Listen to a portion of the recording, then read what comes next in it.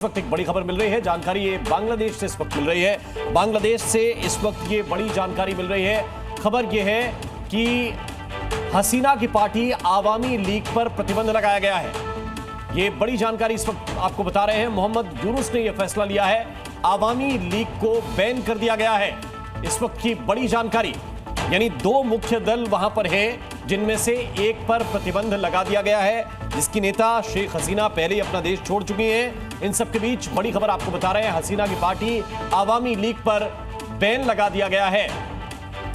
राजकिशोर जी, ये भी एक अपडेट मिल रहा है, क्योंकि हमको सिर्फ पाकिस्तान नहीं, चीन भी देखना है, बांग्लादेश भी देखना है। ये किस तरह की हलचल है? इसमें दरअसल मुझे लगता है कि अभी ये सब कुछ चीन से ही देखना है। ये जो सब कुछ स्पॉन्सर हो रहा है और जो इतनी ताकत मिल रही है मोहम्मद यूनुस को, क्योंकि ये तो मानकर चलिए कि अमेरिका से डेमोक्रेट्स के जाने के बाद जो बाइडेन प्रशासन में तमाम लोग थे जिनसे उनको वहां समर्थन मिलता था, वो आज की परिस्थिति में नहीं मिल रहा। लेकिन चीन का आपको मालूम है कि बांग्लादेश में भी काफी कुछ दखल है और पाकिस्तान तो पूरी तरीके से उसके चरणों में पड़ा ही हुआ है।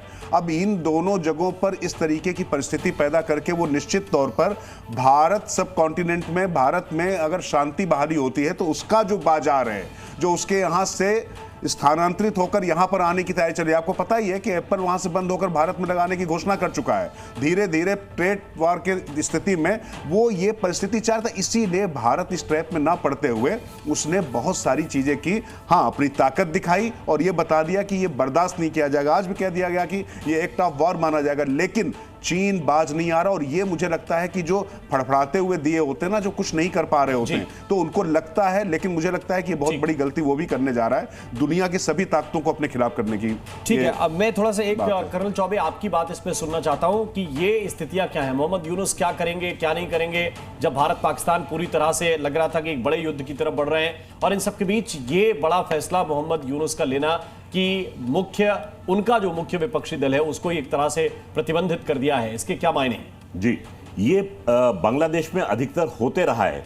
अगर मेरी जानकारी सही है तो पहले शायद बांग्लादेश नेशनलिस्ट पार्टी जो थी खालिदा जिया की, उसको भी बैन किया गया था जी। एक तरीके से अवामी लीग जो है वो निर्विरोध चुनकर आई थी।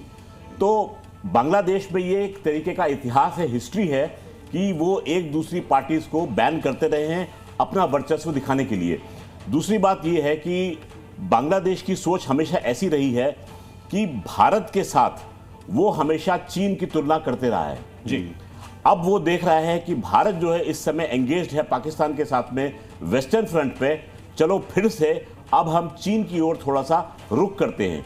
तो जो भारत तथाकथित समर्थित पार्टी थी आवामी लीग, जो कि भारत के लिए देखा जाए तो थोड़ी सी अनुकूल साबित हो रही थी जी, थोड़ी सी सेक्युलर पार्टी थी, वहां पर हिंदू जो थे उनके राज में थोड़े से सेफ थे।